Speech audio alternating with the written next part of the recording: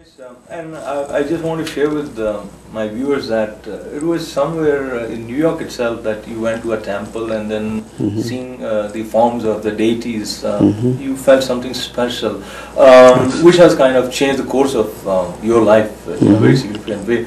I would request you to go back with us to that particular temple and whatever happened in your mind being there. All right. Well, it certainly was some time ago. Presently, I'm 43 years old, so we're talking about approximately 3 decades ago. I was about 14 years old at the time when I visited my first Hindu temple, and that was in Queens, New York, actually very close to here. It was the Ganapati Temple on Bound Street. And previous to that, I had been studying Hinduism. Even as a child, I had read the Bhagavad Gita. But this was my very first time actually visiting a temple. And I remember as a child, it was an interesting experience. Living in Brooklyn, I remember it was a very long distance to get there. I had to take the train from Brooklyn into Manhattan, into Queens. And then when I got off, to my dismay, I realized I then had to walk about half a mile.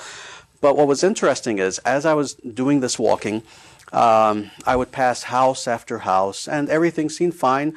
Everything just seemed familiar to me, you know, normal house after normal house. And then suddenly, there on my left was India. There was this beautiful, magnificently carved temple. And I was astounded just at how beautiful it was. But then I walked into the temple. And when I walked into the temple, I had this truly significant experience. First, just even walking into the door, I quite literally felt as if I was leaving behind the world I had known, and I was now entering into a spiritual realm.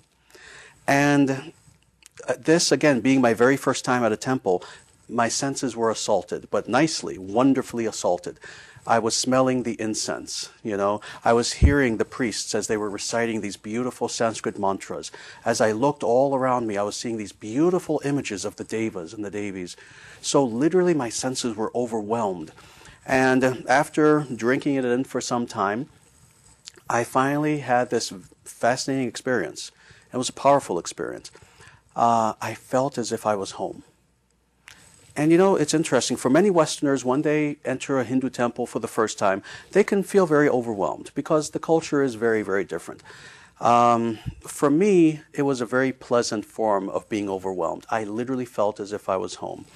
And that very day, I remember I went to a smaller place where they had Venkateshwara off to the side. And I remember sitting there and just meditating for some time. And in my mind, surrendering myself and saying to myself, this is now my religion. And it will be for the rest of my life. And I was 14 at the time. And again, I'm 43, still practicing Sanatana Dharma to this day. Frank, it's really an interesting and kind of a mystical feeling to hear this kind of experience one undergoes. Like we hear in Mahatma Gandhi's case when somebody tried to push him out of the train, they wanted to get up. Right. So there comes few moments which becomes defining moments. So what after that? Once you came out, you decided to pursue studying Hinduism? Yes. As I said, I was actually studying it for a few years even beforehand. But after that, my commitment just became even stronger. This is the thing that's interesting about Hinduism and about spirituality in general.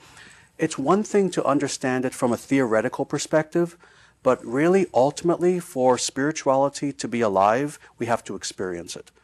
And it was especially at that point, going to the temple, that now my reading of the Bhagavad Gita became even more alive. So yes, I began pursuing it even more, studying yoga, studying meditation, continuing to read the scriptures, doing puja at home, and again, now consciously identifying myself as a Hindu. So soon after that, I became a monk, a Hindu monk living here in New York, but then also going to India several times, living there as well. And yes, I began practicing it in a very in-depth way, taking vows. I've been, for example, vegetarian since 12. You know, I follow all these vows very strictly. I don't drink alcohol. I don't smoke, etc. And what I decided to do later in life was to then couple my personal experience and study with then more of an academic study. of Hinduism. So I ended up going on to college. I went to Loyola University in Chicago, which was, interestingly, a Catholic university. I studied there with Jesuit priests. I studied Western philosophy, Western theology. I then went on to graduate school where I focused on languages and cultures of Asia, but again, focusing on Hinduism, Sanskrit, etc. I earned a master's and then a PhD in languages and cultures of Asia. And the whole point of my doing this was, again, to kind of couple my own personal commitment to Sanatana Dharma with then an academic knowledge in such a way that I could then teach people in a somewhat higher, more sophisticated way. So I graduated with my PhD in 2002 from the University of Wisconsin-Madison. And what I've been doing since then has been essentially just traveling the country, traveling everywhere, and teaching people Sanatana Dharma. This is what I do full-time. I'm a full-time spiritual teacher, hence my name, Sri Dharma Pravartaka Acharya. And this is my life. My life is quite literally dedicated to, in whatever humble way I can, teaching people Sanatana Dharma, both Indian Hindu audiences as well as Western audiences. How do you prefer to be addressed, as Dr. Frank or Dharma Pravartaka? Well, I always prefer Sanskrit. I always prefer. My students call me Acharyaji, but anything in Sanskrit would be fine. So I would now change from Dr. Frank to Acharyaji. I didn't know about your commitment towards spreading the knowledge of Indian culture, call it, or Hinduism. Sanatana Dharma. Sanatana Dharma. Yes. Sanatana Dharma. Now, I want to come back to you before you started your academic life. When you were practicing, you said that you became monk. Yes. Were you also initiated by any particular guru, any spiritual saint? Yes, I was, actually. I received several initiations. The first initiation, I would have to say, really happened when I was about 14. It was very interesting. There was a priest who was there at the temple, and after I had gone back to the temple several times, he finally approached me. I mean, I'm sure it was a very odd experience for him, seeing this 14-year-old, white boy there at the temple all the time. I was coming several times a week at this point. So he finally approached me, and he gave me somewhat informal initiation into the mantra Om Namo Narayanaya. Again, it was somewhat informal. And unfortunately, to this day, I don't even remember his name because he was only there for a few months and then he disappeared.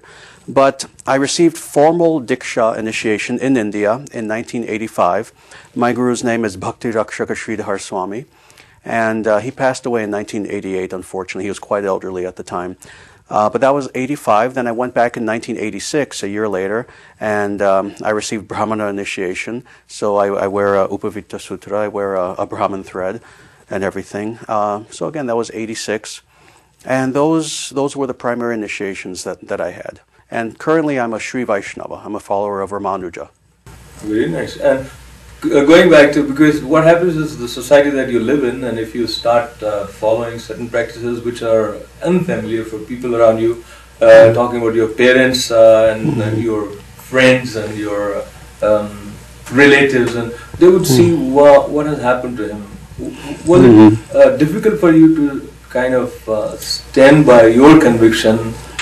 Because I can imagine the kind of, some people ridicule it and they would question your source of faith that is making a kind of visible transformation in people. Sure. Well, initially especially, certainly it was a little bit difficult because it was a very significant transition in my life.